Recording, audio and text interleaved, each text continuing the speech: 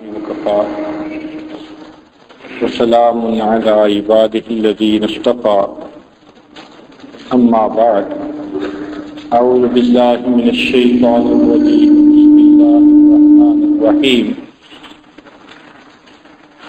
وجعلنا منهم أئمة يهدون بأمرنا لما صبروا وكانوا بآياتنا يوقنون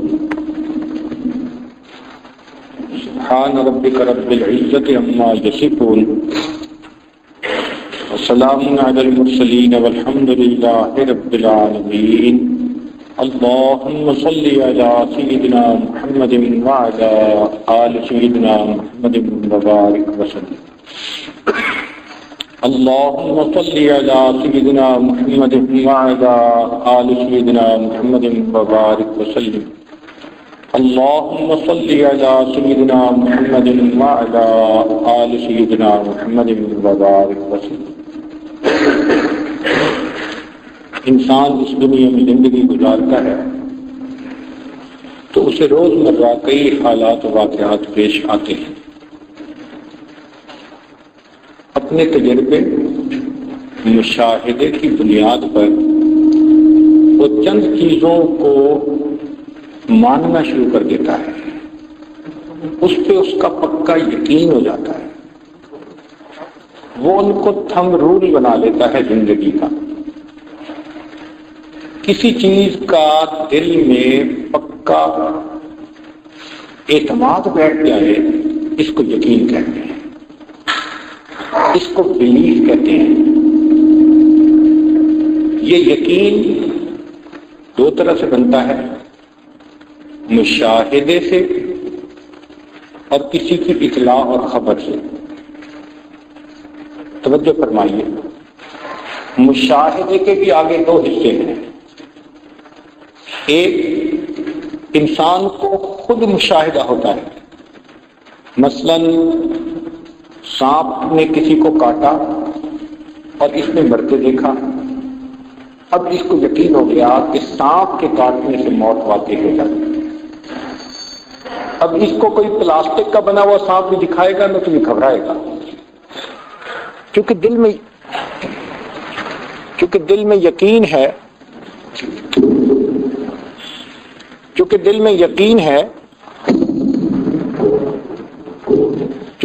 یقین ہے کہ اس سانپ کے کاٹنے سے میری موت واقع ہو سکتی ہے. اسی طرح کسی کو دیکھا کہ بجلی لگی، کرنٹ لگا، وہ بندہ فوت ہو گیا. اب یہ بجلی کی تار سے دور رہے گا، اس کو یقین ہو گیا کہ مجھے یہاں سے نقصان پہنچ سکتا ہے. تو یہ وہ چیزیں ہیں جو اس کے اپنے مشاہدے میں آئی، ڈائریکٹ مشاہدہ اس کو کہتے ہیں. کچھ اور بھی چیزیں ہوتی ہیں جو ڈائریکٹ مشاہدے میں تو نہیں آتی، انڈائریکٹلی انسان ان کا ثبوت مل جانے پر ان کو ماننا شروع کر دیتا ہے. مثال کے طور پر زمین کھینچتی ہے، اب ہم نے اپنی آنکھوں سے تو صرف سیب کو زمین پہ گرتے ہی دیکھا ہے نا، اور ایک یقین بنا لیا، مگر سائنسدانوں نے تجربات سے اس کی ویلیو بھی نکال کر دے دی. اب ہمیں پکا یقین ہو گیا کہ زمین کی کشش شکل ہے، گریویٹیشنل فورس ہے. زمین کے نارتھ اور ساؤتھ میں پولز ہیں، آنکھوں سے تو نہیں دیکھے، لیکن سائنسدانوں نے مقناطیسی سوئی بنائی، وہ بتا دیتی ہے کہ واقعی نارتھ اور ساؤتھ دونوں طرف پول ہیں. یہ جو ایریا ہے نا انڈائریکٹ مشاہدے کا، یہ بہت وسیع ہے. ہم الٹرا وائلٹ ریز کو مانتے ہیں، ایکس ریز کو مانتے ہیں، گیما ریز کو مانتے ہیں. دنیا میں کتنی چیزیں ایسی ہیں کہ ان کو خود دیکھتے نہیں مگر تجربات کی بنا پر ان کو مان لیتے ہیں. تو مشاہدے کے دو حصے ہوئے، ایک ڈائریکٹ خود مشاہدہ جو پیش آیا، ایک انڈائریکٹ تجربوں کے ذریعے سے جو چیز ثابت ہو گئی تو ہم دونوں چیزوں کو مانتے ہیں. یہ مشاہدے کا یقین کہلاتا ہے. چنانچہ اگر کوئی بندہ اس کے خلاف بات کرے تو ہم اس کو دیکھتے ہیں حیران ہو کے کہ اس کو اتنی بھی سمجھ نہیں ہے. یہ یقین کا ایک طریقہ ہے مشاہدہ. ایک دوسرا طریقہ کیا ہے کہ کسی کی اطلاع پر بات کو مان لینا. مثال کے طور پر دنیا کا کوئی تحریہ بھی ہو تو پوچھو تمہارے باپ کا نام کیا ہے، کہے گا فلاں. تو اگر کوئی سوال پوچھے جی آپ نے دیکھا تھا، کہے گا نہیں. جی آپ نے کوئی ڈی این اے ٹیسٹ کروایا تھا، نہیں. کیوں مانا؟ میری امی نے کہا. اس کا مطلب ہے کہ امی کا اتنا اعتماد اس کے دل میں ہے کہ ماں نے ایک بات کہی اور اس نے بلا دلیل اس کو مان لیا. مومن تو کیا کافر نہیں مانتا ہے. یہ ماننے کا ایک دوسرا طریقہ ہے.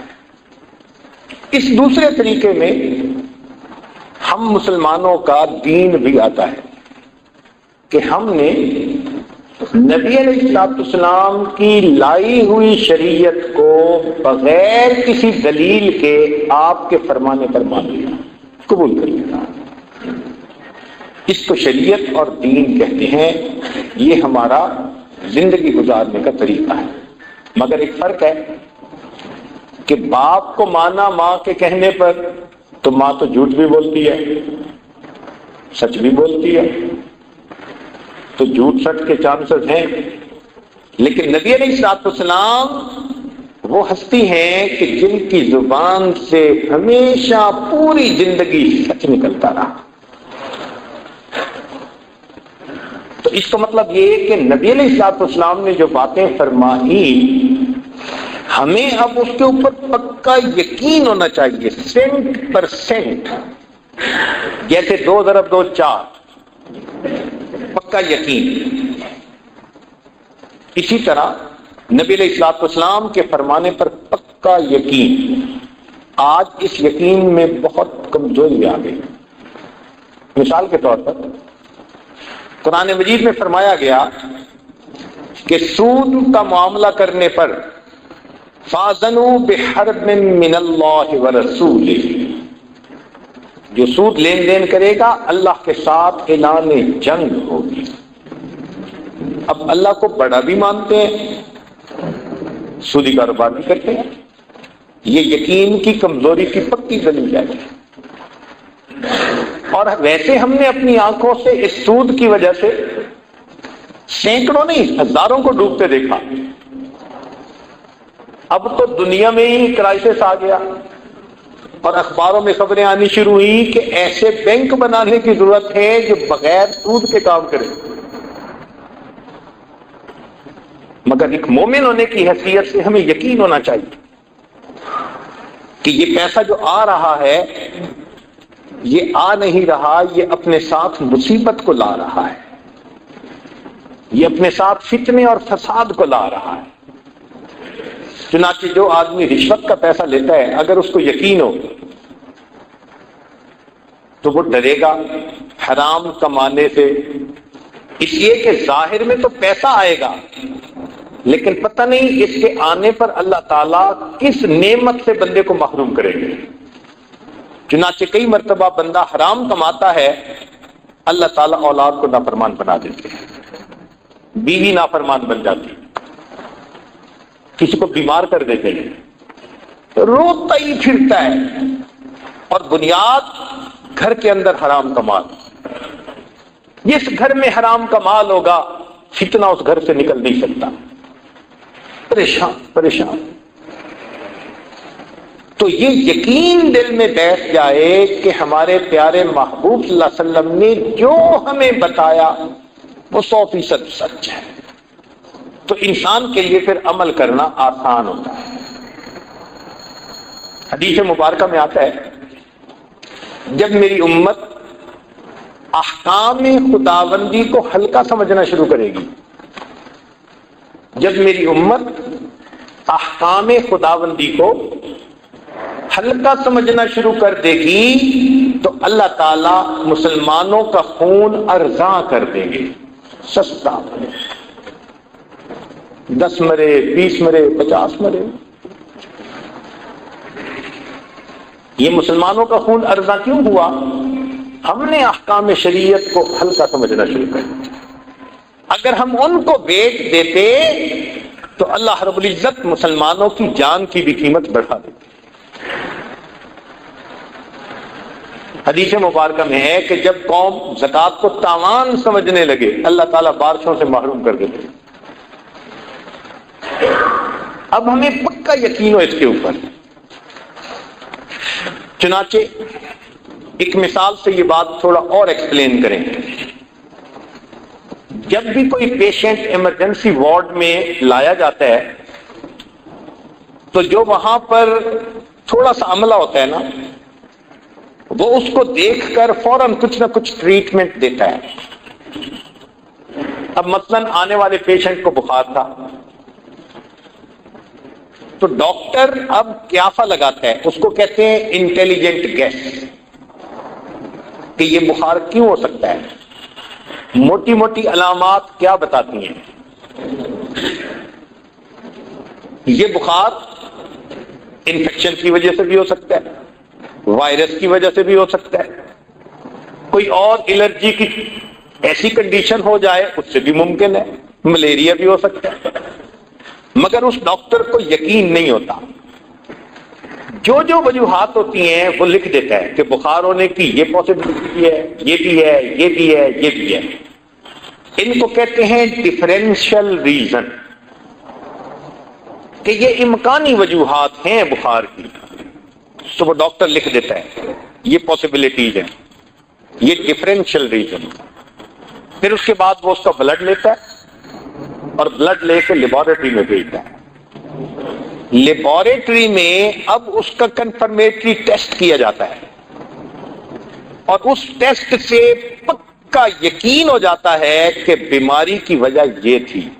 اس کو کہتے ہیں ڈیفینیٹ ریزن۔ تو ایک ہوئی ڈفرینشل ریزن اور ایک ہوئی ڈیفینیٹ ریزن۔ آج جو ہمیں پریشانیاں آتی ہیں نا، تو ہم ڈفرینشل ریزن میں پڑے رہتے ہیں۔ کسی نے کاروبار باندھ دیا، کسی نے جادو کر دیا، فلاں کر دیا۔ جو ڈیفینیٹ ریزن ہیں کہ ہمارے اپنوں کی کوئی عملوں کی خرابی بھی تو ہو سکتی ہے، جو یہ وبال آ گیا، اس طرف نہیں جاتے۔ نبی علیہ الصلوۃ والسلام نے جو جو وجوہات بتائیں وہ ڈیفینیٹ ریزن ہیں، پکی باتیں ہیں۔ چنانچہ اللہ رب العزت قرآن مجید میں فرماتے ہیں وَمَا مِن دَابَّةٍ فِي الْأَرْضِ إِلَّا عَلَى اللَّهِ رِزْقُهَا، زمین میں جو بھی جاندار ہے اس کا رزق ہمارے ذمے ہے۔ اب رزق کا ذمہ اللہ نے لے لیا، اس کا مطلب ہے کہ رزق تو ہمیں ملے گا، تو ہم حلال کے پیچھے کیوں بھاگیں؟ ہمیں مفت میں بھی کوئی حرام دینا چاہے ہم نہیں لیں گے، کیونکہ حلال پہنچانے کا اللہ نے ذمہ لیا۔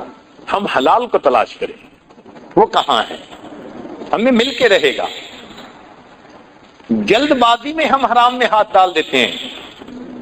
صبر کر لیں، یقین اور توکل کی زندگی گزاریں، جو ہمارے مقدر میں ہے ہمیں مل کے رہے گا۔ اللہ کی شان دیکھیں، انسان کا پیٹ تو 2 روٹی سے بھر جاتا ہے، جو جانور ٹنوں کے حساب سے روزانہ کھانا کھاتے ہیں اللہ تعالیٰ ان کو بھی روزی دے رہا۔ ہاتھی کتنا کھاتا ہوگا؟ کلوز میں نہیں کھاتا، ٹنوں میں کھاتا۔ ویل مچھلی ٹنوں میں کھاتی ہوگی۔ ایک مرتبہ ایک ملک کے ایکویریم میں جانے کا موقع ملا تو وہاں انہوں نے ویل مچھلیاں بھی پالی ہوئی تھیں اور بہت انفارمیشنز تھیں۔ ایک جگہ لکھا ہوا تھا کہ بلو ویل جو ہے یہ اتنی بڑی ہوتی ہے کہ پر ڈے اس کا وزن 200 پاؤنڈ بڑھتا ہے۔ اب اس کو پڑھ کر مجھے تعجب ہوا، یا اللہ، وزن ہی ہم میں سے کسی موٹے بندے کا 200 پاؤنڈ ہوتا ہے، اور مچھلی کا وزن روزانہ 200 پاؤنڈ بڑھتا ہے، یہ کھاتی کتنا ہوگی؟ تو میں نے ایک آدمی کو بلایا جو وہاں ڈیوٹی پہ متعین تھا۔ میں نے کہا اس کے لکھنے میں کوئی فرق تو نہیں پڑا کہ کوئی ڈیجٹ کی آگے پیچھے فرق لگ گیا؟ اس نے کہا نہیں سر، ہم نے احتیاط سے 200 لکھا ہے، وگرنہ بعض ویل مچھلیوں کا وزن مور دین 250 پاؤنڈ پر ڈے بڑھتا ہے۔ اور پتہ ہے کہ اس کا رزق کیا ہے؟ ذہن میں میرے بات آئی کہ یہ چھوٹی مچھلیاں کھاتی ہوگی، اور جہاں ہوتی ہوگی قریب مچھلی کو زندہ نہیں رہنے دیتی ہوگی۔ انہوں نے کہا نہیں، مچھلی نہیں کھاتی۔ تو بھئی کیا کھاتی ہے؟ انہوں نے کہا جی کہ سمندر کے اندر چھوٹا چھوٹا بیکٹیریا، مائکرو آرگنزم اسے کہتے ہیں، وہ ڈیولپ ہو جاتا ہے، تو یہ پانی کو لیتی ہے، اور اللہ نے اس کے جو گلچھڑے بنائے ہیں وہ فلٹر کی مانند ہیں، سکرینے ہیں، یہ ان میں سے فلٹر کر کے پانی کو نکال دیتی ہے۔ تو جیسے چائے کو چھانے تو چائے کا پانی تو نیچے گر گیا، پتی اوپر رہ گئی، اسی طرح پانی چلا جاتا ہے اور وہ چھوٹا چھوٹا بیکٹیریا وہ اس کی سکرین پہ بچ جاتا ہے، یہ اس بیکٹیریا کو کھاتی ہے، اور وہ اتنا ہوتا ہے کہ ٹنوں کے حساب سے۔ تب سمجھ میں بات آئی، اللہ نے سمندر کے اندر پانی کو کلیننگ کرنے کے پلانٹ لگا دیے۔ اگر یہ ویل مچھلی نہ ہوتی تو یہ مائکرو آرگنزم اتنے بڑھ جاتے کہ مخلوق سمندر کی مر جاتی۔ اللہ نے پانی کے کلیننگ پلانٹ لگا دیے۔ اس کو اللہ ایسی روزی دے رہا ہے جو آنکھ سے نظر بھی نہیں آتی۔ اللہ تعالیٰ پرندوں کو بھی رزق دیتا ہے، لیکن مزے کی بات سنیں کہ پرندے خالی پیٹ گھر سے گھونسلے سے نکلتے ہیں، جب شام آتے ہیں تو ان کے پیٹ بھرے ہوتے ہیں۔ یہ انسان صبح ناشتہ کر کے پیٹ بھر کے گھر سے نکلتا ہے، شام آتا ہے تو بھوکا ہوتا ہے، آتے ہی کہتے ہیں جلدی کھانا لگاؤ۔ جو اللہ جانوروں کو ٹنوں کے حساب سے رزق دیتے ہیں، وہ انسان کو 2 روٹی رزق نہیں دے سکتے۔ یہ تو یقین کی بات ہے۔ کوئی حرام کما لے گا تو کدھر لے کے جائے گا؟ تو یہ یقین اگر بیٹھ جائے تو ہم اس حلال کے اوپر پکے ہو جائیں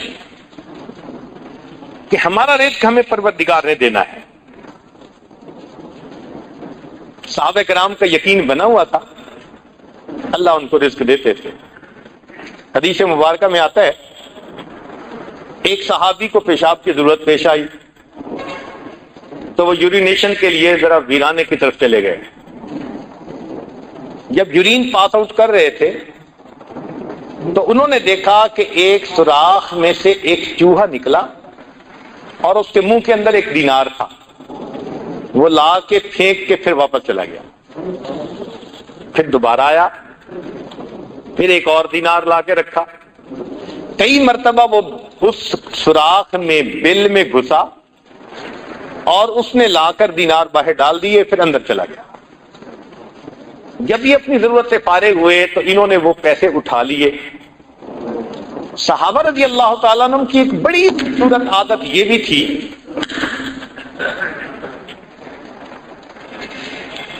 بڑی خوبصورت عادت یہ بھی تھی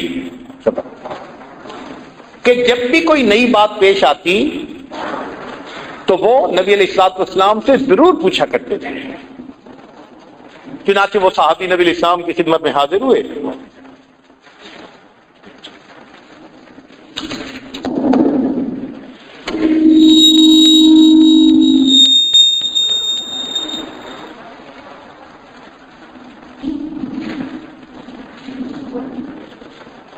چنانچہ وہ صحابی ان دینار کو لے کر نبی علیہ الصلوۃ والسلام کی خدمت میں حاضر، پوچھا اے اللہ کے پیارے حبیب صلی اللہ علیہ وسلم، میرے ساتھ یہ واقعہ پیش آیا، اب آپ بتائیے کہ یہ مال میرے لیے جائز ہے یا نہیں ہے؟ نبی علیہ الصلوۃ والسلام نے فرمایا کہ یہ رزق ہے جس کا اللہ رب العزت نے تمہارے لیے انتظام کر دیا، چنانچہ اس صحابی نے اس مال کو استعمال کیا۔ جب یہ واقعہ حدیث پاک میں پڑھتے ہیں حیران ہوتے ہیں، یا اللہ، جن کے رزق بنے ہوئے تھے، یقین بنے ہوئے تھے، ان کو آپ بلوں سے رزق دیتے تھے، اور جن بیچاروں کے یقین نہیں بنے ہوئے وہ مہینے میں جو کماتے ہیں وہ بلوں میں چلے جاتے ہیں۔ یہ بجلی کا بل، یہ انشورنس کا بل، یہ مکان کے کرائے کا بل، یہ ڈاکٹر کا بل، یہ فلاں بل، جو کماتے ہیں سب بلوں میں چلا جاتا ہے۔ اللہ،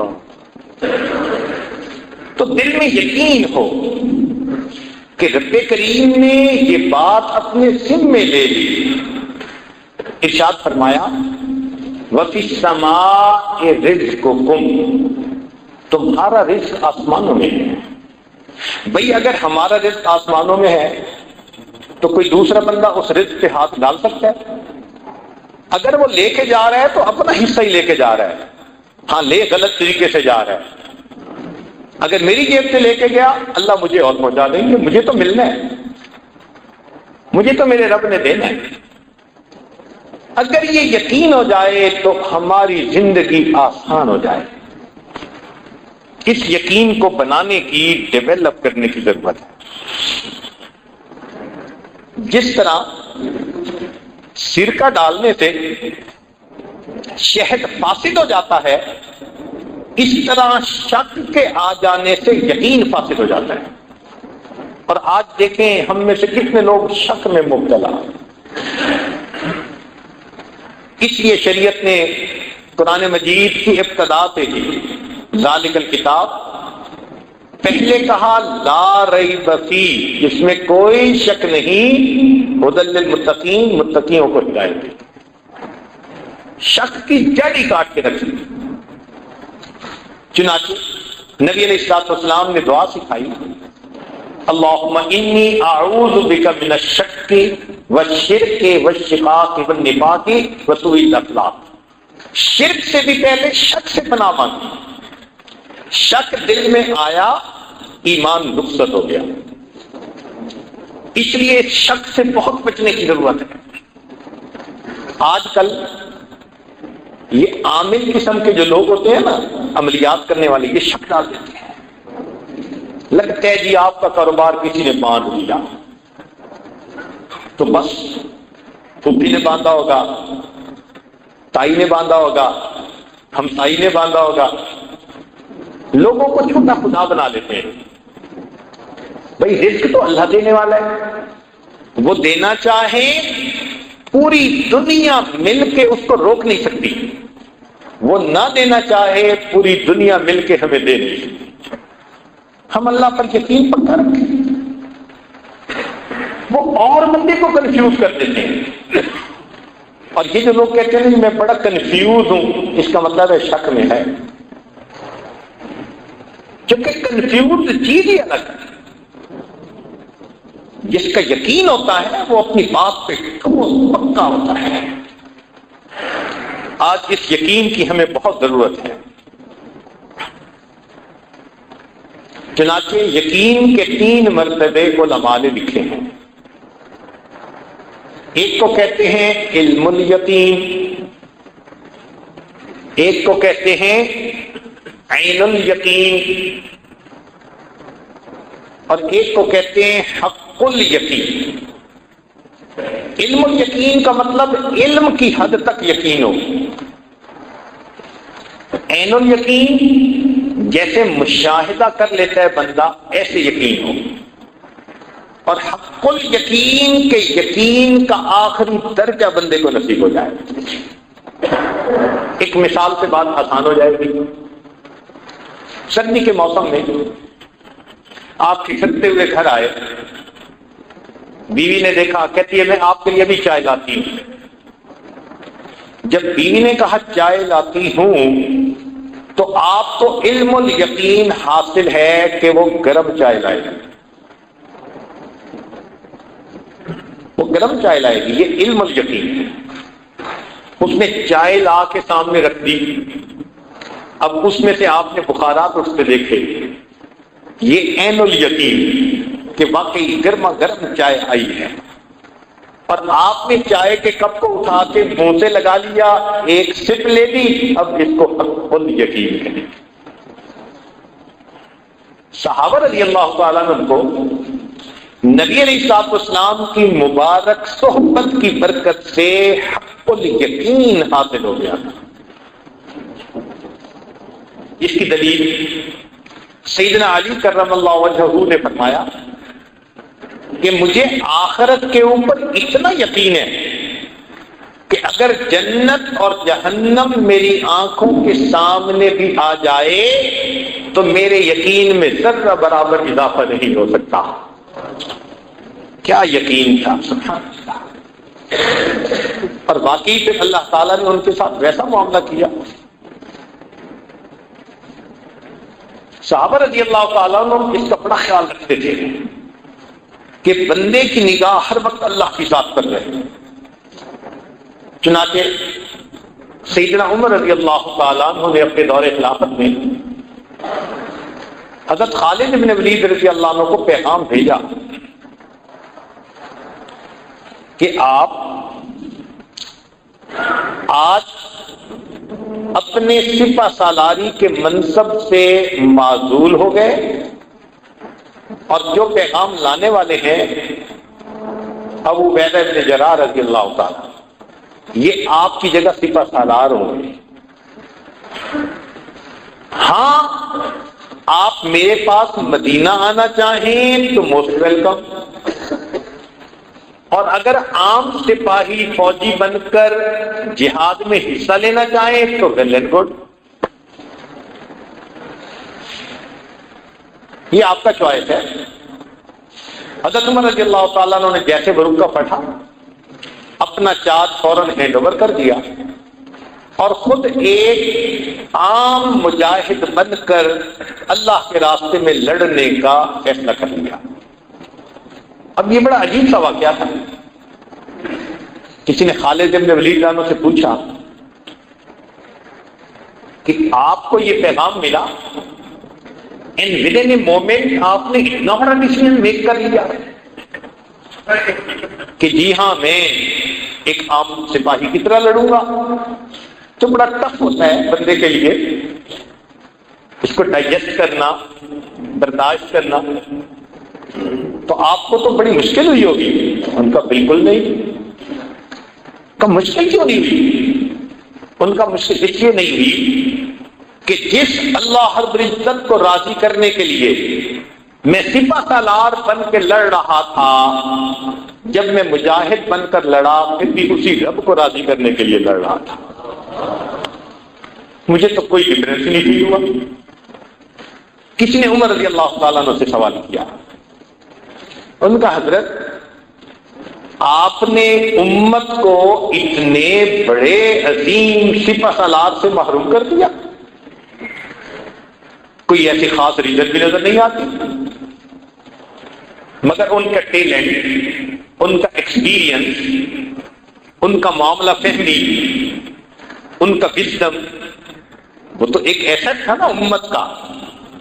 تو جب آپ نے ان کو اس منصب سے اتارا تو امت تو اس سے محروم ہو گئی۔ تو عمر رضی اللہ عنہ نے جواب دیا کہ ہاں، وجہ یہ تھی کہ خالد بن ولید جہاں جا رہے تھے فتح ہو رہے تھے، فتح ہوتی تھی، لوگوں کے دل میں یہ بات آنے لگی تھی کہ خالد بن ولید جہاں جائیں گے فتح ہوگی، توجہ ادھر جانے لگی تھی۔ میں نے فوراً ان کی جگہ دوسرا سپہ سالار بنا دیا، فتح اب بھی ہوگی، میں نے امت کو ایک سپہ سالار سے تو محروم کر دیا، امت کی توجہ اللہ سے ہٹ جائے اس عمل سے ان کو روک دیا۔ توجہ اللہ کی طرف ہی رہی۔ اللہ کی مدد سے فتح ہو رہی ہے. بندے تو اسباب ہیں. تو صحابہ رضی اللہ تعالیٰ عنہ کی بھی اس پر توجہ رہتی تھی کہ نظر سبب کی بجائے مسبب الاسباب پہ ہونی چاہیے، اللہ کی ذات پہ ہونی چاہیے. چنانچہ ایسے کرنے سے پھر انسان اعمال کے اوپر پکا ہو جاتا ہے. صحابہ رضی اللہ عنہ ایک مہم پر گئے، قلعہ فتح نہیں ہو رہا. صفت حالات نے خط لکھا کہ جی دشواری پیش آ رہی ہے، ہم اپنا ٹارگٹ اچیو نہیں کر پا رہے. آج کے دور کا کوئی بندہ ہوتا تو وہ کچھ ٹرپس اور بھیج دیتا کہ تم تھوڑے ہو اور زیادہ ہو جاؤ، تمہیں اسلحے کی ضرورت ہے میں اور بھیج دیتا ہوں. مگر نہیں، امت لانوں کا یقین بنا ہوا تھا. انہوں نے چند صحابہ کو بھیجا اور خط لکھا. ان کی زندگی نبی علیہ الصلوۃ والسلام کے بالکل سنت طریقے اوپر ہے. تم اپنی زندگیوں کا کمپیریزن کرو، کہیں نہ کہیں تم کسی چیز کو اگنور کر رہے ہو جس کی وجہ سے اللہ کی مدد رکی ہوئی ہے. تو نظر اعمال پر گئی اور واقعی وہی ہوا کہ انہوں نے جب دیکھا تو چونکہ میدان جنگ کی حالت تھی تو مسواک کا اہتمام نہ رہا تھا. کرتے تھے مگر جیسے پابندی ہونی چاہیے وہ نہیں تھی. ان کو فیل ہوا، ریئلائز کیا، انہوں نے مسواک کی پابندی کرنی شروع کر دی. اللہ نے اس عمل پر ان صحابہ کو عطا فرمایا. تو نظر مادی چیزوں پر نہیں تھی، نظر اعمال پر تھی کہ اعمال پر مدد اللہ کی اترتی ہے، اعمال کی وجہ سے اللہ کی مدد رکتی ہے. آج ہم اعمال کو دیکھتے ہی ہم سمجھتے ہیں، خاوند سمجھتے ہے بیوی نے پریشان کر رکھا ہے، بیوی سمجھتی ہے خاوند نے پریشان کر رکھا ہے، ماں باپ سمجھتے ہیں اولاد نے پریشان کر رکھا ہے، اولاد سمجھ رہی ہے ماں باپ نے ناک میں دم کر دیا ہے، پڑوسی کہتے ہیں پڑوسی نے پریشان کر دیا ہے، محکوم کہتے ہیں حاکم نے تنگ کر دیا، حاکم کہتے ہیں محکوموں نے تنگ کر دیا. اور حقیقت میں اگر دیکھیں تو ہمیں ہمارے نفس نے تنگ کر رکھا ہے. ہمارا کوئی دشمن نہیں ہے، ہمارا نفس دشمن ہے، شیطان دشمن ہے. یہ ہم سے خلاف شریعت اعمال کرواتے ہیں اور ان بد اعمالیوں کی وجہ سے ہمارے اوپر مصیبتیں آئی. قرآن کریم نے صاف کہا ما اصابکم من مصیبت فبما کسبت ایدیکم، جو تمہیں مصیبت پہنچتی ہے تمہارے ہاتھوں کی کمائی ہوتی ہے. آج ہم اپنے اعمال ٹھیک کر لیں، اللہ رب العزت ابھی ہمارے احوال کو ٹھیک فرما دے. جب کہا میں نے کہ یا اللہ تو میرا حال دیکھ، جب کہا میں نے کہ یا اللہ تو میرا حال دیکھ، حکم آیا میرے بندے نامہ اعمال دے. ہم لوگ کو تو دیکھو نا کر کے آ رہے ہیں. ہماری تمام پریشانیوں کی بنیادی وجہ ہمارے نفس کی خرابی، ہمارے اپنے ہاتھوں سے کیے ہوئے گناہ. اگر ہم ان کو چھوڑ دیں اللہ رب العزت کی آج مدد اتر سکتی ہے ہمارے ساتھ. اب صحابہ رضی اللہ عنہ کا جیسے یقین بنا، امت کے علماء اولیاء کا بھی یقین بنا ہوا. چنانچہ باجیر بستامی رحمت اللہ علیہ کے پاس ایک بندہ آیا، کہنے لگا بڑا پریشان ہوں، بچے ہیں، روزگار کا کوئی سلسلہ نہیں بن رہا. تو انہوں نے کہا کہ اچھا گھر جاؤ، جس کا رزق اللہ کے ذمے ہے اس کو رہنے دو، اور جس کا تمہارے ذمے ہے اس کو گھر سے نکال دو. کہنے لگا جی رزق تو سب کا اللہ کے ذمے ہے. کہنے لگے تم پریشان کیوں ہوتے ہو، تم کام میں ہاتھ ڈالو، قدم اٹھاؤ، محنت کرو، ہاتھ باندھ کے بیٹھے نہ رہو، تمہارے لیے قدم اٹھانا لازم ہے۔ جب تم قدم اٹھاؤ گے جو پروردگار نے لکھا وہ مقدر میں تمہیں مل کے رہے گا۔ تو ایسے میں انسان دوسرے کی جیب کو کیوں دیکھے، دوسرے کے مال کو غلط طریقے سے کیوں ہتھیائے، بددیانتی کیوں کرے؟ یقین کی کمزوری کی وجہ سے یہ ساری ہمارے اندر خرابیاں آ رہی ہیں۔ تو یہ یقین بنتا کیسے ہے؟ اہل اللہ کی صحبت میں بیٹھ کے بنتا ہے۔ جب انسان انہیں دیکھتا ہے نا کہ اللہ کے ذات پہ ان کا اتنا پکا ٹھوس یقین ہے، تو پھر انسان کے اپنے دل میں بھی یہ یقین پیدا ہو جاتا ہے، کثرت ذکر سے یہ یقین پیدا ہو جاتا ہے۔ اور تیسرا اتباع سنت کی وجہ سے یہ یقین پیدا ہو جاتا ہے۔ ہمارے مشائخ نے یہ 3 باتیں کہیں کہ جو بندہ اتباع سنت میں کوشش کرے، ذکر کی کثرت کرے اور اہل اللہ کی صحبت اختیار کرے، اللہ رب العزت اس کو پکا یقین عطا فرما دے۔ مومن اور کافر کی زندگی کا تو بنیادی فرق ہی یہی ہے۔ مومن اللہ کے حکم کو سن کر بات کو مان لیتا ہے، کافر اپنی آنکھ سے دیکھ کے بات کو مانتا ہے۔ تو مومن خبر کے راستے پہ چلتا ہے اور کافر نظر کے راستے پر چلتا ہے۔ نظر کا راستہ جدا اور خبر کا راستہ جدا۔ توجہ فرمائیے، قرآن مجید میں سے چند مثالیں دیکھیے۔ قرآن عظیم الشان۔ سیدنا موسیٰ علیہ السلام فرعون کے جادوگروں کے سامنے کھڑے ہیں۔ جادوگروں نے رسیاں ڈالی، یخیل الیہ من سحرہم انہا تسعی، یوں لگا جیسے سانپ ہیں اور وہ چل کے آ رہے ہیں۔ ایسے میں اگر اپنی عقل سے پوچھیں کیا کرنا چاہیے تو عقل جواب دے گی، جناب آپ کے ہاتھ میں عصا ہے، لاٹھی ہے، مضبوطی سے پکڑے اور جو سانپ قریب آئے اس سانپ کے سر پہ لاٹھی مارے۔ بچاؤ کی ایک ہی صورت ہے اور بچنے کی کوئی صورت نہیں۔ حضرت موسیٰ علیہ السلام نے اللہ تعالیٰ سے پوچھا، رب کریم مجھے کیا کرنا ہے؟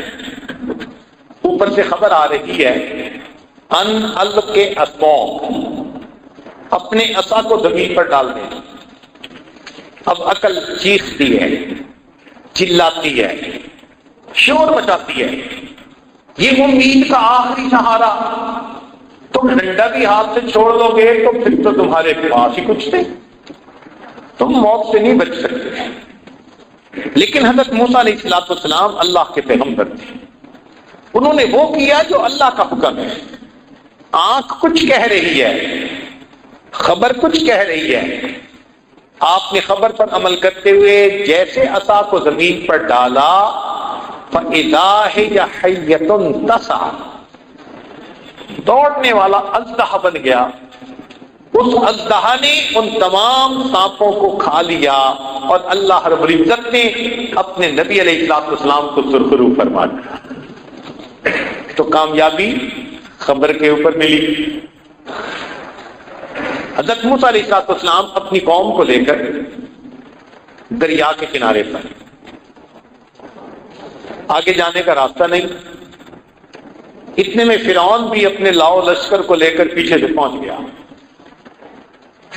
جب فرعون کو آتے دیکھا، قال اصحاب موسیٰ انا لمدرکون، کہا موسیٰ علیہ السلام کے صحابہ نے اب تو ہم دھر لیے گئے، اب بچنے کی کوئی صورت نہیں۔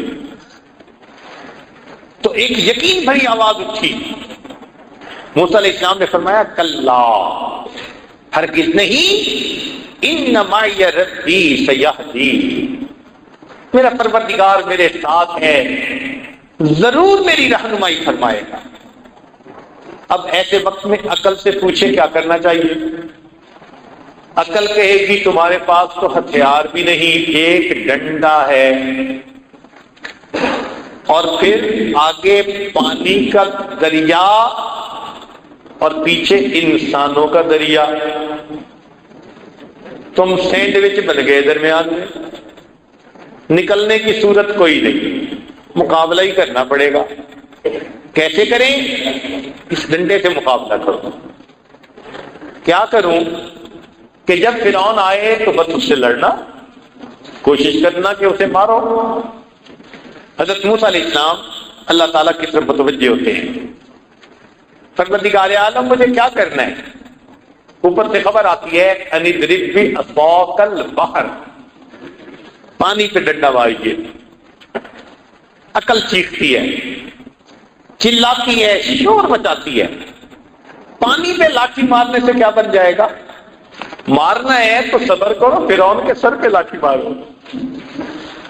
لیکن حضرت موسیٰ علیہ السلام اللہ کے حکم پر عمل کرتے ہیں، جیسے ہی لاٹھی ماری اللہ رب العزت نے دریا میں 12 راستے بنا دیے اور موسیٰ علیہ السلام کی قوم کو اس میں سے سرخرو فرما دیا۔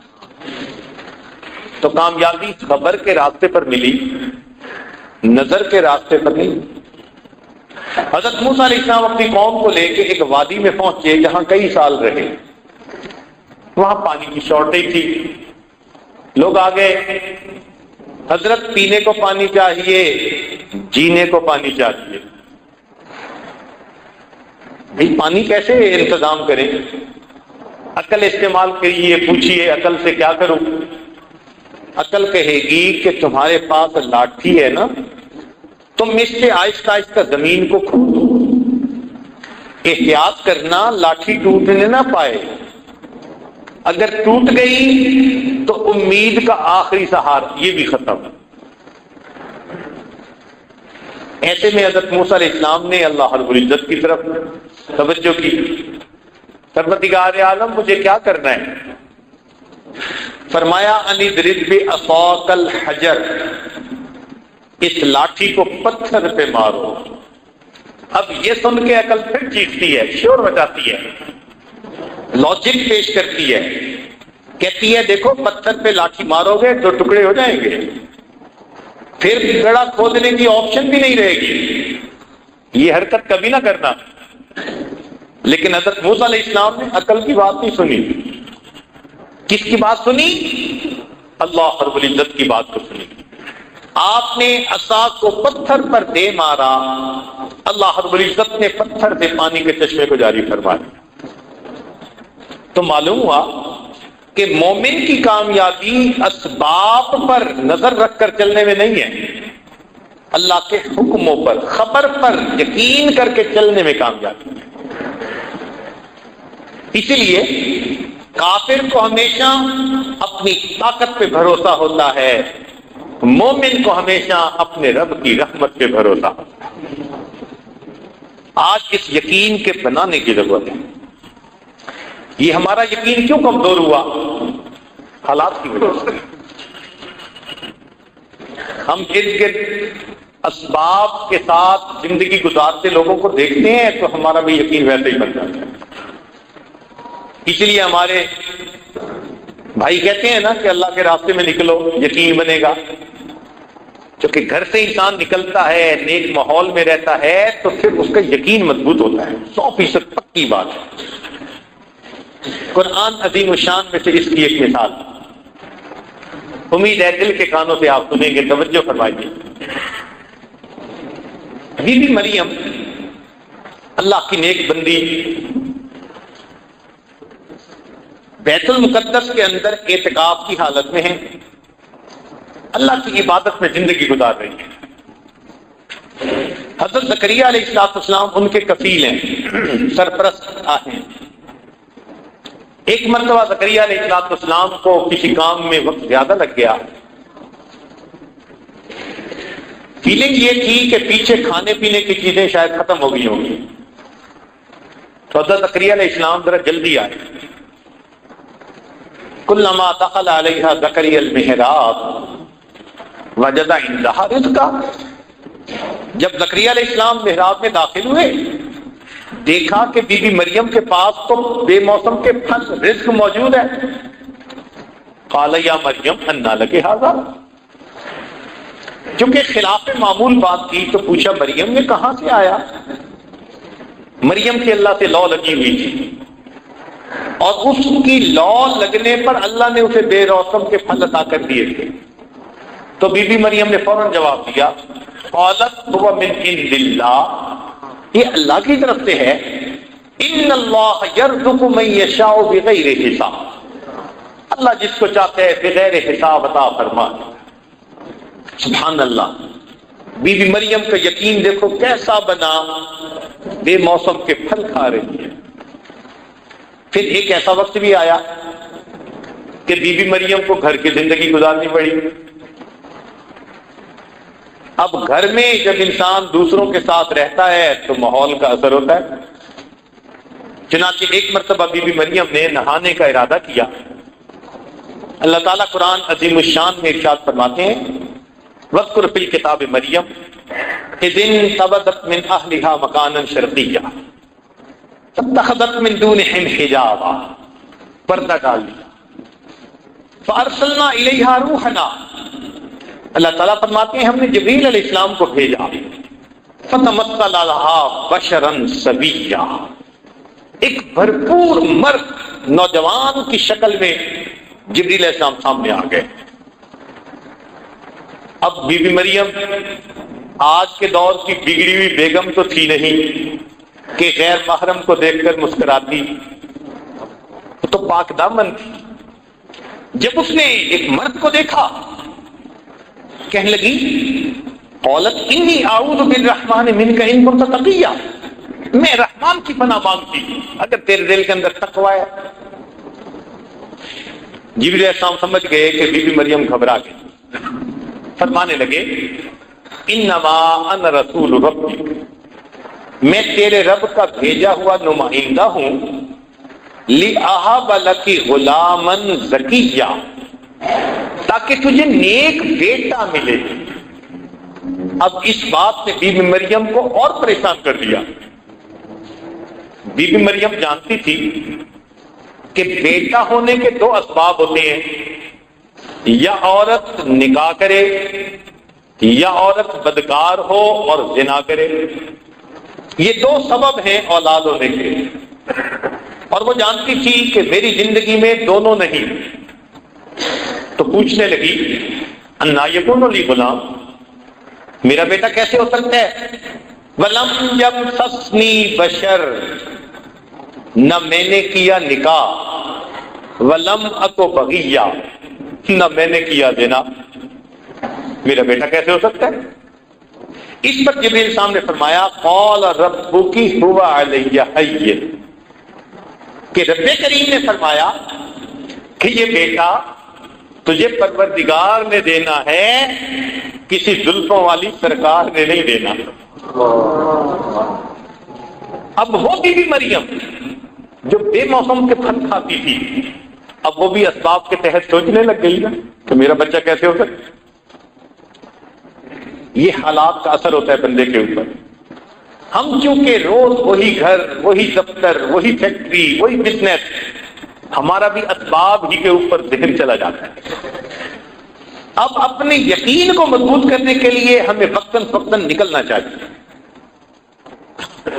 اللہ کے راستے میں نکلیں، اہل اللہ کی صحبت میں جائیں تاکہ ہمارا یقین فریش ہو جائے. یوں سمجھیں کہ جیسے سیل فون کی بیٹری یوز کرنے سے ختم ہوتی جاتی ہے تو کچھ عرصے کے بعد چارجر سے لگانی پڑتی ہے. یہ یقین کا معاملہ بھی ایسا. تھوڑا عرصہ انسان اسی اسباب کی دنیا میں رہے تو سوچ بھی ویسی.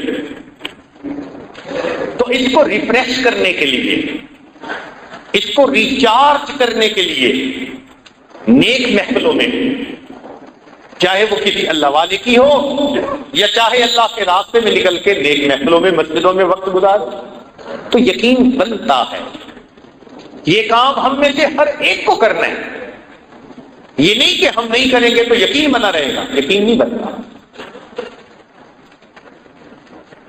اور یہ عجیب بات ہے کہ اگر انسان کا یقین بن جائے تو اللہ تعالی عزت ان نقشوں سے نکال دیتے ہیں جو بے عزتی کے ہوتے ہیں، ناکامی کے نقشوں میں سے کامیابی نکال دیتے ہیں۔ یقین بنا ہوا تھا، یہ انسان پہ منحصر ہے۔ اصول کیا ہے؟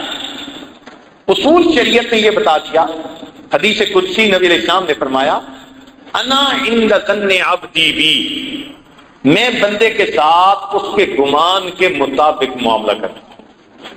تو جب اللہ سے نیک گمان، پکا یقین، تو اللہ ویسا معاملہ کر دیتے ہیں، اور جب ادھر ادھر نظر ہوتی ہے تو معاملہ بھی ویسا۔ اب طلباء کے لیے ایک علمی نکتہ کہ اگر اللہ پہ یقین پکا ہوگا تو جو ذلت کا سبب ہوگا اسی کو اللہ عزت کا سبب بنائیں گے، جو غم ملنے کا سبب ہوگا اللہ اسی کو ہمارے لیے خوشی کا سبب بنا دے۔ یہ میرے مولا کا دستور ہے۔ اب قرآن عظیم الشان میں سے اس کی مثال سنیے۔ حضرت موسیٰ علیہ السلام کی والدہ نے اپنے بیٹے کو دریا میں ڈالا، دل غمزدہ ہوا، ماں تھی، اب دل کو غم ملا تو اس کا سبب کیا تھا؟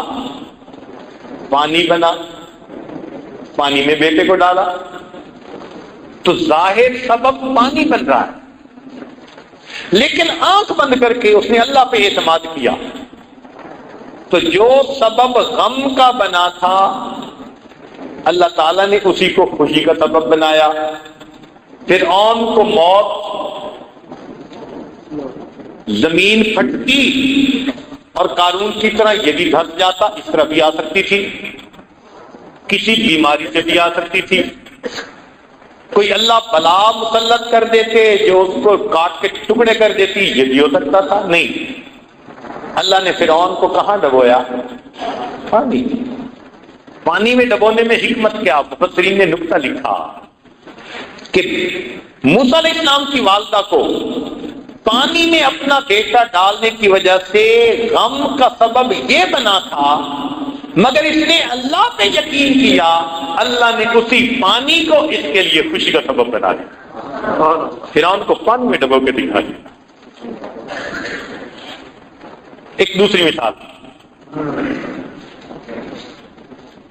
سیدنا یعقوب علیہ السلام کے پاس بیٹے آئے، وجاؤ اباہم عشاء یبکون، روتے دھوتے مکر کرونا، کہنے لگے جی کہ ہمارے بھائی یوسف کو وَأَكَلَهُ الذِّئْبُ، بھیڑیے نے کھا دیا۔ وجاؤ علی قمیصہ بدم کذب، قمیص کے اوپر خون لگا ہوا تھا جھوٹ موٹ کا، تو انہوں نے دکھا دیا۔ یعقوب علیہ السلام سمجھ تو گئے کہ معاملہ کچھ اور ہے، لیکن دل پہ صدمہ ہوا کہ بیٹا جدا ہو گیا۔ اب اس صدمے کا سبب کیا بنا؟ قمیص بنا۔ جب خون آلود قمیص دیکھا تو دل پہ چوٹ لگی، سبب قمیص بن رہا۔ خیر بیٹے کی یاد میں روتے رہے، حتیٰ کہ بینائی بھی چلی گئی۔ To cut the story short, ایک وقت آیا کہ جب بھائیوں کو حضرت یوسف علیہ السلام نے بتا دیا، بات کھل گئی، بھائیوں نے معافی مانگی، یوسف علیہ السلام نے معاف کر دیا۔ پوچھا کیا حال ابو کا؟ انہوں نے کہا جی آپ کی یاد میں رو رو کے تو یہ بینائی چلی گئی۔ اب یوسف علیہ السلام کہہ سکتے تھے کہ اچھا میں دعا کرتا ہوں اللہ میرے والد کی بینائی واپس لوٹا دے، ایسا پاسبل تھا، کوئی دوائی بھیج دیتے کہ ابو کو کہیں استعمال کریں بینائی واپس آ جائے گی۔ نہیں، یوسف علیہ السلام نے جواب میں کیا فرمایا؟ اذهبوا بقمیصی، میری قمیص کو لے کے جاؤ، یہ والد کے چہرے پہ لگاؤ، فرقت بصیرا، اللہ قمیص کی وجہ سے بینائی عطا فرما دیں گے۔ کیوں؟ غم کا سبب قمیص بن رہی تھی، اللہ پہ توکل رکھی، یقین رکھا، ایک وقت آیا اللہ نے اسی قمیض کو بنائی لوٹنے کا سبب بنا دیا۔ یہ مومن کا یقین ہوتا ہے، تو یقین ہوتا ہے اللہ کی ذات سے، اور جیسا یقین ہوتا ہے پھر اللہ تعالیٰ اس کے ساتھ ویسا ہی فرماتے ہیں۔ طلباء کے لیے ایک اور علمی نکتہ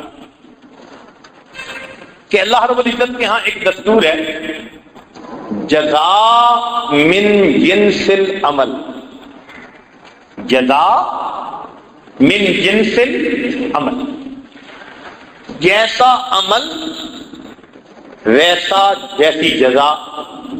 ہم اپنی زبان میں کہہ سکتے ہیں جیسی کرنی ویسی بھرنی،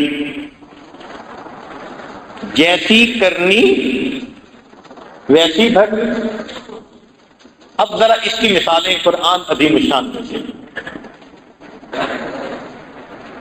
تہجد پڑھنے والے لوگ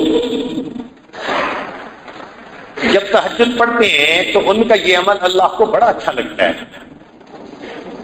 اللہ تعالیٰ قرآن مجید میں فرماتے ہیں فَلَا تَعْلَمُ نَفْسٌ مَّا أُخْفِيَ لَهُم مِّن قُرَّةِ أَعْيُنٍ، کوئی جی نہیں جانتا ان کی آنکھوں کی ٹھنڈک کے لیے ہم نے کیا تیار کر رکھا ہے۔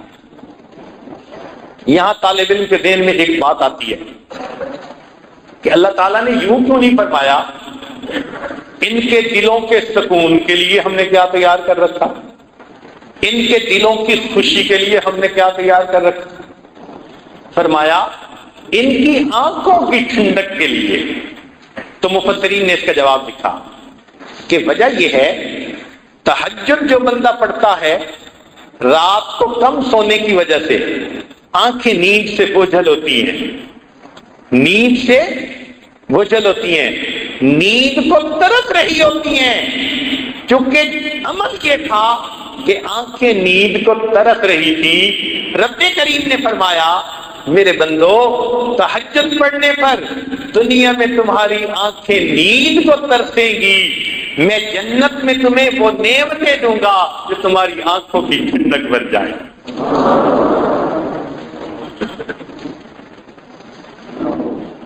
اور مثال قرآن مجید میں سے قیامت کے دن مجرم کھڑے ہوں گے، اللہ تعالیٰ ارشاد فرماتے ہیں وَلَوْ تَرَىٰ إِذِ الْمُجْرِمُونَ نَاكِسُو رُءُوسِهِمْ عِندَ رَبِّهِمْ، اگر آپ کبھی دیکھیں مجرموں کو کہ وہ قیامت کے دن کس طرح اللہ کے سامنے سر جھکائے کھڑے ہوں گے۔ طالب علم کے ذہن میں بات آتی ہے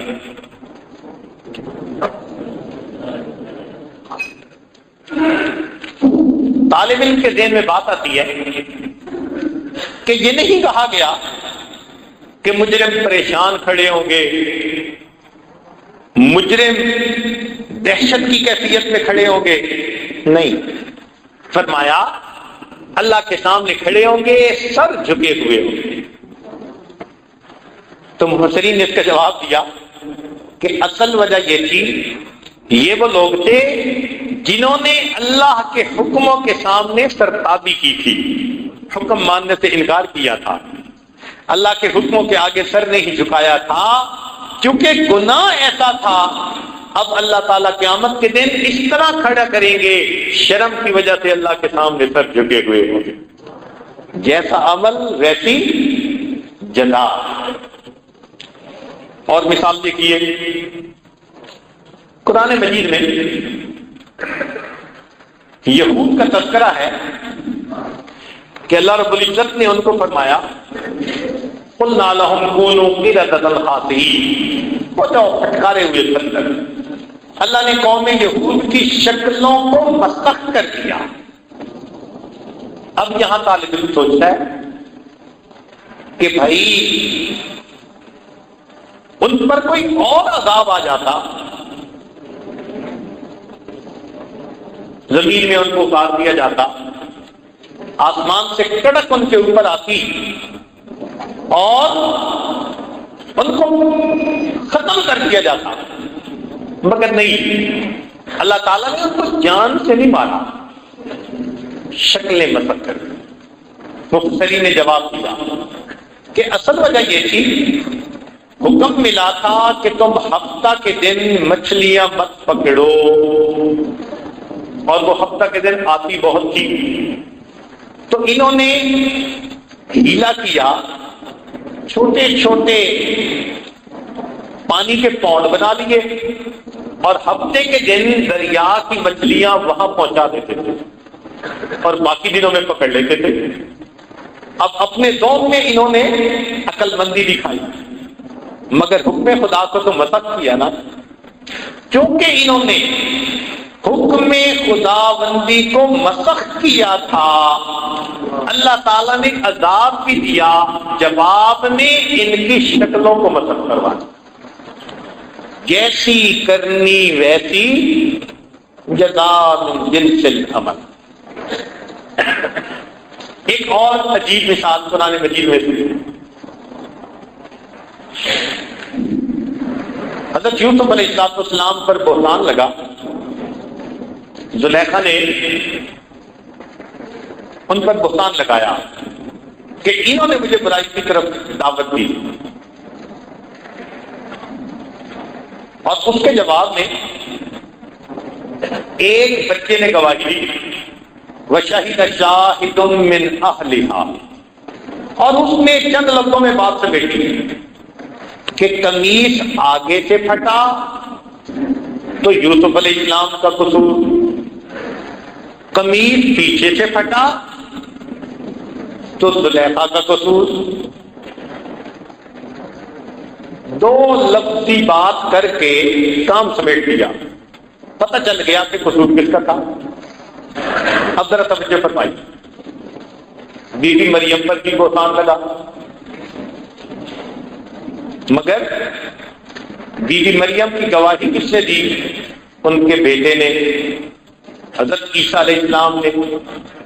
اور گواہی ایسے تو نہیں دی کہ دو لفظوں میں گواہی دی ہو، حضرت عیسیٰ علیہ السلام نے تو آگے سے لمبا بیان شروع کر دیا، ایسے لگتا ہے تقریر ہی شروع کر دی۔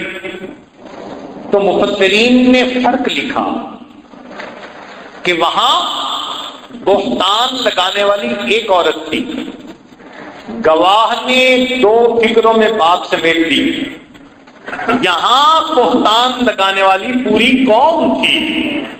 قوم نے کہا تھا یا مریم لقد جئت شیئا فریا، چونکہ قوم پوری بہتان لگانے والی تھی تو اللہ تعالیٰ نے بھی پھر بیٹے سے گواہی ایسی دلوائی جیسے مجمع کے سامنے کوئی تقریر کرتا ہے۔ کیا فرمایا عیسیٰ علیہ السلام نے؟ قال انی عبد اللہ آتانی الکتاب وجعلنی نبیا وجعلنی مبارکا اینما کنت واوصانی بالصلاۃ والزکاۃ ما دمت حیا وبرا بوالدتی ولم یجعلنی جبارا شقیا۔ اللہ دیکھیں حضرت عیسیٰ علیہ السلام بات فرما رہے ہیں، قوم تھی نا پوری، تو جیسا قوم کا عمل اللہ نے گواہی کی اسی ترتیب کی عطا کرنا۔ ایک اور مثال، بنی اسرائیل کے ہاں دستور یہ تھا کہ جب کوئی بندہ کبیرہ گناہ کر بیٹھتا تو اسے توبہ کرنی ہوتی ہے۔ توبہ کیسے کریں؟ اللہ تعالیٰ نے فرمایا کہ تم سارے کے سارے توبہ کرنے والے باہر نکلو، ہم آسمان پہ بادل بھیجیں گے، اندھیرا کر دیں گے۔ فاقتلوا انفسکم، تم اپنے جسم پر چھریاں چلاؤ، خون نکال کے دکھاؤ، تب تمہاری توبہ کو قبول کریں گے۔ بڑی حیرانی ہوتی ہے کہ توبہ کی قبولیت کے لیے جسم پہ چھریاں چلانی ضروری، اور ادھر امت محمدیہ کا مسئلہ، توبہ کرنی ہو تو توبہ کے لیے کچھ بھی نہیں کرنا پڑتا، فقط دل میں انسان نادم شرمندہ ہو۔ نبی علیہ السلام نے فرمایا الندم توبۃ، دل کی ندامت یہی توبہ ہے۔ ادھر چھٹیاں مروائی، ادھر دل کی ندامت کو قبول کر لیا۔ تو طالب علم کے ذہن میں ایک سوال پیدا ہوتا ہے آخر اس فرق میں کیا حکمت؟ تو مفسرین نے جواب دیا، اللہ ان کو جزائے خیر عطا فرمائے، قرآن مجید کے ایک ایک نقطے کو کھول کھول کے بیان کر دیا۔ انہوں نے فرمایا دیکھو،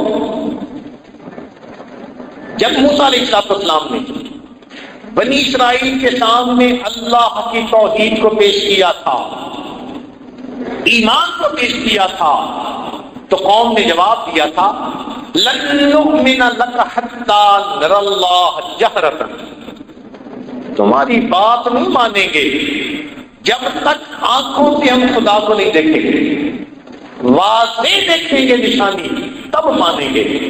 کیونکہ انہوں نے ایمان لانے کے لیے اللہ سے واضح نشانی مانگی تھی، رب کریم نے فرما دیا اچھا اب تم گناہ سے توبہ کرنا چاہتے ہو، ہم بھی تم سے واضح نشانی مانگیں، چھریاں مارو نا ذرا، دکھاؤ ہمیں کہ تم سچے ہو اپنی بات۔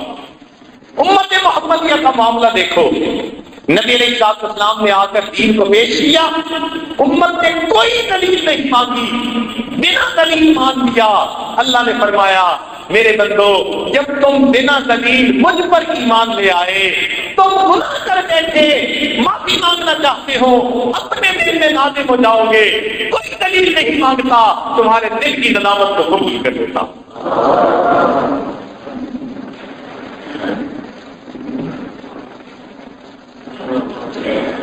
ایک اور مثال، چلے بات کو پھر سمیٹتے ہیں۔ ابرہہ نامی ایک یمن کا بادشاہ تھا، اس نے سنا کہ بیت اللہ ایک عمارت ہے جو اس وقت تجارتی مرکز بن چکا ہے، آنے والے قافلے وہاں رکتے ہیں، سردی اور گرمی کے سفر میں وہ مرکز بنتا ہے۔ اس نے سوچا کہ اچھا چلتے ہیں ہاتھیوں کا لشکر لے کر اور بیت اللہ کو گراتے ہیں،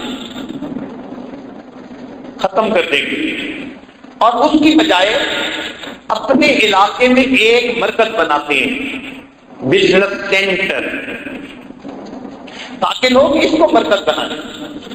اب اس ارادے سے وہ چل پڑا اپنے ہاتھیوں کے لشکر کو لے کر۔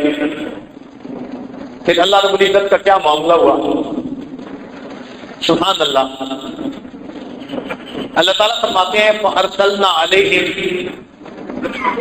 طَيْرًا أَبَابِيلَ تَرْمِيهِمْ بِحِجَارَةٍ، ہم نے ان پر پرندوں کو بھیج دیا، چھوٹے چھوٹے پرندے، ابابیل، ترمیہم بحجارہ، انہوں نے پتھر پھینکے، اور ان پتھروں کی وجہ سے کیسے کر دیا، فَجَعَلْنَاهُمْ كَعَصْفٍ مَّأْكُولٍ، کھائے ہوئے بھوسے کی طرح ان کو تباہ کر کے رکھ دیا۔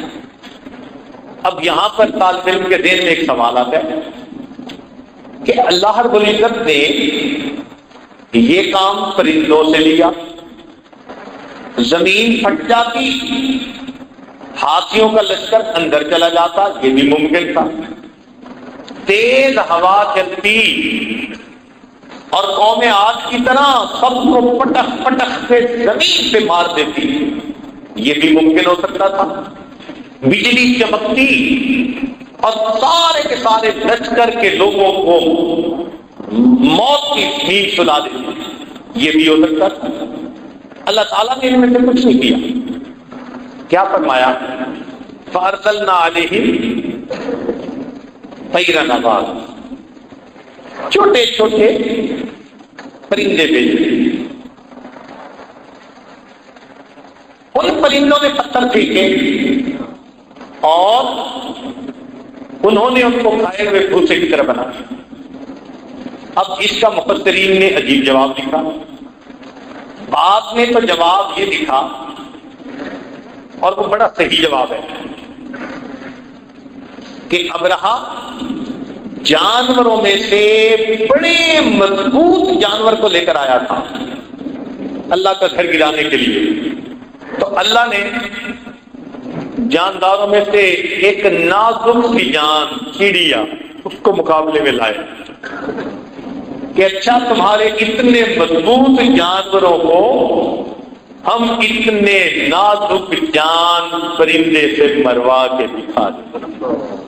یہ بھی ثواب بالکل ٹھیک ہے، مگر محققین نے ایک اور بات لکھی اور عجیب بات لکھی، عجیب نقطہ اس میں لکھا، فرماتے ہیں کہ اللہ کے ہاں دستور جزاء من جنس العمل ہے، لہذا ابرہہ اپنے گھر سے چلا تھا کس نیت کو لے کر کہ عزت والے گھر کو مٹا دوں گا اور جس کی کوئی عزت نہیں اس گھر کو بزنس سینٹر میں بنا دوں گا، ترتیب بدلنے چلا تھا، عزت والے گھر کو مٹا دو اور جس کی کوئی حیثیت نہیں اس کو عزت والا بنا دو، تو یہ خدا کی ترتیب کو مٹانے چلا تھا، بدلنے چلا تھا۔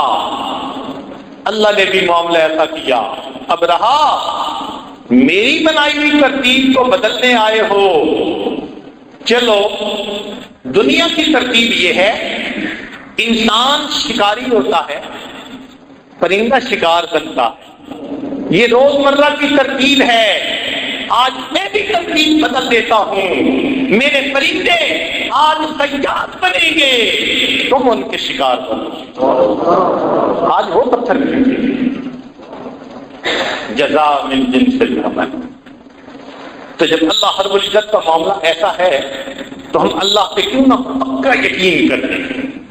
اس پکے یقین کا فائدہ یہ ہوگا کہ اللہ کی مدد ہمارے پلڑے میں آ جائے، اور یاد رکھیں جب اللہ کی مدد کسی پلڑے میں آتی ہے وہ پلڑا پوری کائنات سے بھاری ہو جائے گا۔ اس یقین کو بنانے کی ضرورت ہے، ہمارے اکابر کا یقین بنا ہوا تھا۔ حضرت اقدس نانوتوی رحمۃ اللہ علیہ، انہوں نے جب دارالعلوم کی ابتدا کی تو اصول حج لگانا بنائے، 8 اصول دارالعلوم کو چلانے کے لیے۔ ان میں سے ایک اصول یہ تھا کہ دارالعلوم کے لیے مستقل آمدنی کا کوئی ذریعہ قبول نہیں کیا جائے گا۔ آج ہم لوگ دعائیں مانگتے نہیں تھکتے، اللہ ہمارے مدرسے کے لیے کوئی مستقل ذریعہ بن جائے آمدنی کا۔ ہمارا حال دیکھو اور ہمارے اکابر کا ایمان دیکھو، فرمایا کہ ہم مستقل آمدنی کا کوئی ذریعہ قبول ہی نہیں کریں گے۔ لوگوں نے پوچھا سر کیوں؟ فرمایا کہ اس سبب پر نظر چلی جائے گی اور اس کے بدلے اللہ کی مدد رک جائے گی۔ اس لیے کہتے ہیں کہ وری اینڈز ویئر فیتھ بگنز، وری اینڈز ویئر فیتھ بگنز، جہاں ایمان شروع ہوتا ہے وہاں بندے کی سب غریب ختم ہو جاتی ہے۔ اللہ پہ جو یقین آ گیا میرا مولا کتنا قریب ہے، ہم بندے ہیں نا، ہمارا معاملہ ایسا ہے کہ ہم ادھر ادھر ہو جاتے ہیں۔ اللہ اکبر کبیرہ۔ آج اکثر لوگ یہ اعتراض کرتے ہیں یہ عربی مدارس سے طلباء کہاں سے کھائیں گے؟ سوال ذرا سنو، عربی مدارس کے طلباء کہاں سے کھائیں گے؟ تو ایک آسان جواب تو یہ کہ جہاں سے انبیاء کھاتے تھے وہیں سے ان کے ورثاء کھائیں گے۔ انبیاء نے آ کے ملازمت کی، اللہ نے پالا نا ان کو، اللہ ان کو بھی پالیں گے۔ اور ایک ہے تحقیقی جواب، اب ذرا سنیے، اس دنیا میں اللہ رب العزت نے ہر بندے کے سامنے کچھ نہ کچھ رکھ دیا ہے، اور وہ چیز اس کے رزق کا سبب ہے۔ کسی کے سامنے اللہ نے اینٹ کو رکھ دیا، وہ اینٹوں کو اینٹوں سے جوڑتا ہے، ہم اسے میسن کہتے ہیں، مستری کہتے ہیں، اور یہ اینٹ کو اینٹ سے جوڑنا اس کے لیے روزی کا سبب ہے۔ کسی کے سامنے اللہ نے کپڑے کو رکھ دیا، وہ کپڑے کو کاٹتا ہے، جوڑتا ہے، ہم اسے درزی کہتے ہیں، اور یہ اس کے لیے روزی کا سبب بن گیا۔ کسی کے سامنے اللہ نے لکڑی کو رکھ دیا، وہ لکڑی کو کاٹتا ہے اور جوڑتا ہے، ہم اسے کارپینٹر کہتے ہیں۔ یہ اس کے لیے روزی کا سبب بن گیا۔ کسی کے لیے اللہ نے چمڑا سامنے رکھ دیا، وہ چمڑے کو کاٹتا ہے، جوڑتا ہے، جوتے بناتا ہے، ہم اسے موچی کہتے ہیں، یہ اس کے لیے روزی کا سبب بن گیا۔ کسی کے سامنے اللہ نے لوہے کو رکھ دیا، وہ لوہے کے پرزے کھودتا ہے اور جوڑتا ہے، ہم اسے مکینک کہتے ہیں، یہ اس کے لیے روزی کا سبب بن گیا۔ خدا کے بندو، کسی کے سامنے اینٹ رکھی، اللہ نے روزی دی، کسی کے سامنے لکڑی رکھی، اللہ نے روزی دی، کسی کے سامنے لوہا رکھا، اللہ نے روزی دی، کسی کے سامنے چمڑا رکھا، اللہ نے روزی دی۔ ان طلباء کے بارے میں پوچھتے ہو جن کے سامنے اللہ نے اپنے قرآن کو رکھ دیا، ان کو وہ پروردگار روزی نہیں کھلائے؟ بتوں سے تجھ کو امیدیں، خدا سے نہ امیدی، بتوں سے تجھ کو امیدیں، خدا سے نہ امیدی، مجھے بتا تو صحیح اور کافری کیا ہے۔ یقین بنانے کی ضرورت ہے۔ اللہ رب العزت ہمیں اپنی ذات کے اوپر پکا، اپنے وعدوں پر پکا یقین عطا فرمائے۔ اب آخر میں قرآن مجید سے ایک مثال دے کے بات کو مکمل کرتا ہوں۔ سیدنا موسیٰ علیہ السلام کی والدہ، حکم خدا ہوا،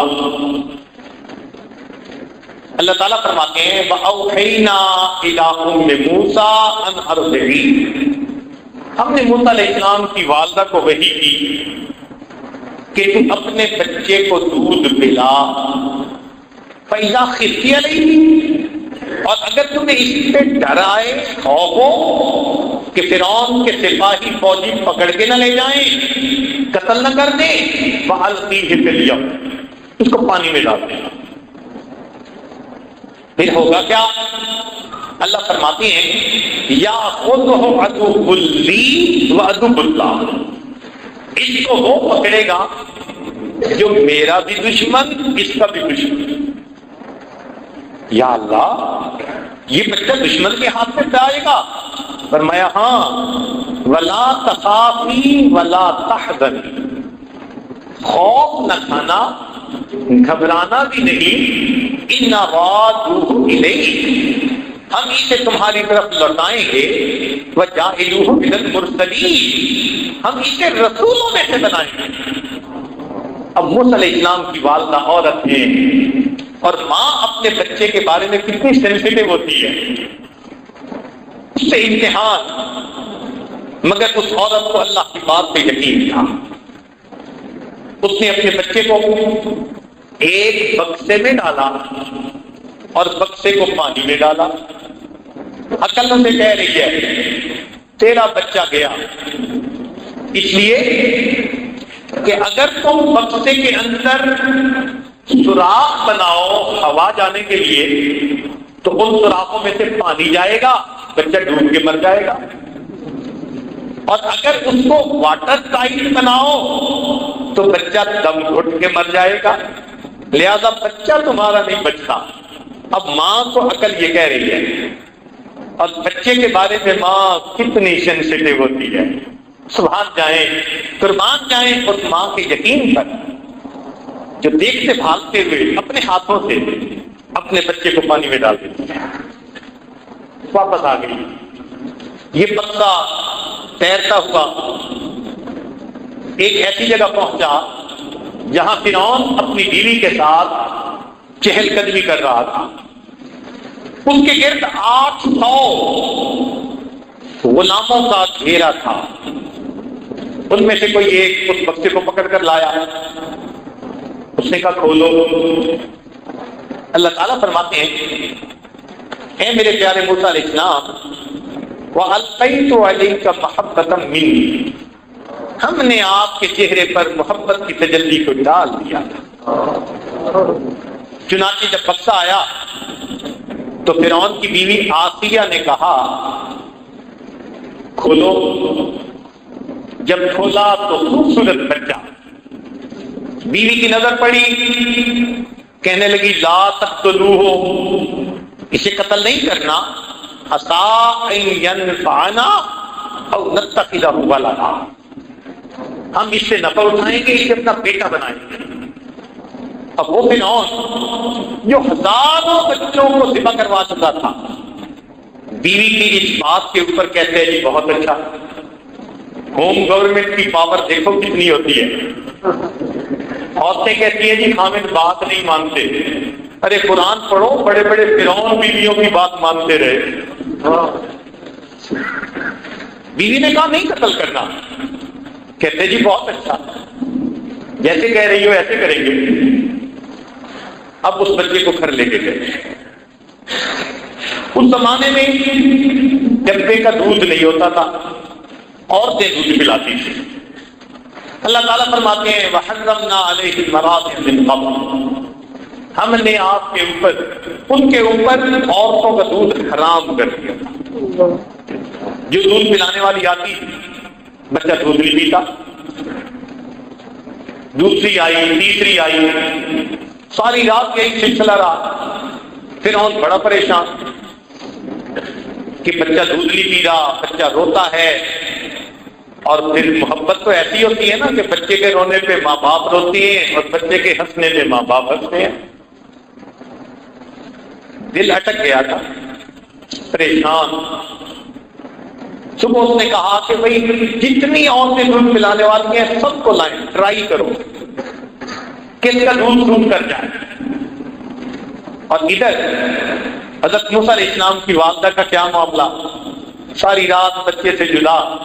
اللہ فرماتے ہیں وَأَصْبَحَ فُؤَادُ أُمِّ مُوسَىٰ فَارِغًا، اور موسیٰ علیہ السلام کی والدہ نے صبح کی بڑے بھاری دل کے ساتھ، دکھی دل کے ساتھ، ان قادت لتبدی بہ لولا ان ربطنا علی قلبہا، اللہ فرماتے ہیں اگر ہم اس کے دل پہ گرہ نہ لگا دیتے وہ رو پڑتی اور رات کھول بیٹھتی، لوگوں کو پتہ چل جاتا اس کا بیٹا ہے۔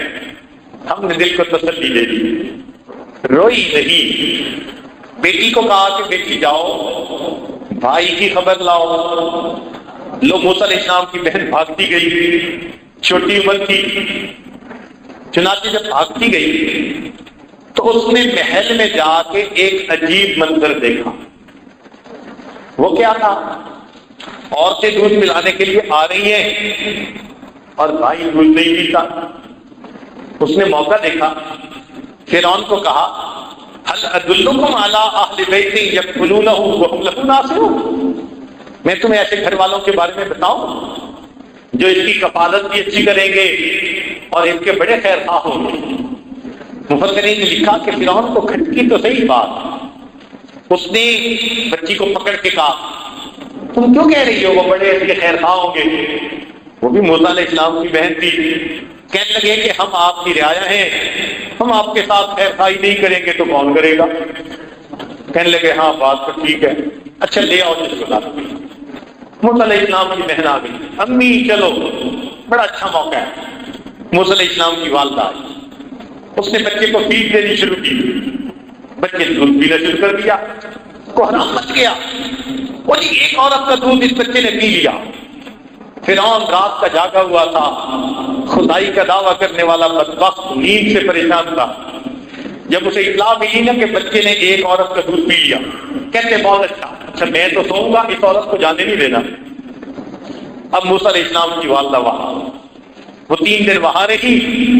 3 دن کے بعد اس نے کہا کہ بھئی بات سنو، اپنا گھونسلہ اپنا کچا ہو یا پکا، مجھے تو اپنا گھر اچھا لگتا ہے، اس لیے مجھے گھر جانے دو۔ فرعون کہنے لگا اچھا سنو تم گھر جانا چاہتی ہو تو اکیلی نہ جاؤ، بچے کو ساتھ لے کے جاؤ، اور تمہاری تنخواہ ہم تمہیں گھر پہنچا دیں گے، اپنے گھر میں اس کا خیال رکھنا۔